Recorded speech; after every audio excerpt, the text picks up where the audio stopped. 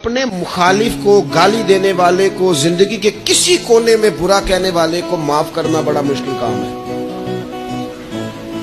کسی شخص نے 30 سال پہلے بھی کبھی آپ کو کوئی سخت لفظ کہا ہو تو وہ بندہ سامنے آئے تو بات یاد آ جاتی ہے، یار اس نے یہ کہا تھا۔ باتیں کھٹکتی ہیں۔ کسی مقام پر کھڑے ہو کر کسی جگہ پر کسی بندے نے آپ کو تکلیف دی ہو، بندہ اس جگہ پہ آئے تو وہ چیز کھٹکتی ہے، لیکن یہ اعزاز صرف رحمت للعالمین محبوب کا ہے کہ حضور کے سامنے جب وہ لوگ پیش ہوئے حضرت وحشی جیسے کہ جنہوں نے پورا وجود کاٹ دیا تھا حضرت امیر حمزہ کا اور کان ناک آنکھیں نکال دی تھی، انہوں نے آ کے عرض کی حضور ہمارے جیسے گناہگار بھی آئیں تو معافی ہو جاتی ہے؟ فرمایا ہو جاتی ہے تو پڑھ کلمہ، ہم فوراً ہی معاف کر دیں۔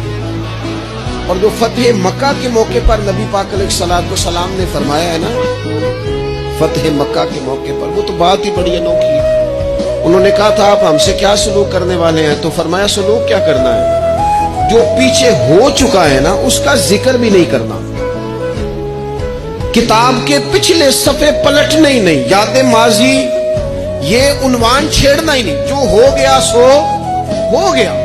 یہ خاص رحمت کاملہ اللہ تعالیٰ نے اگر عطا فرمائی ہے تو میرے اور آپ کے پیارے رسول ہی کو عطا فرمائی۔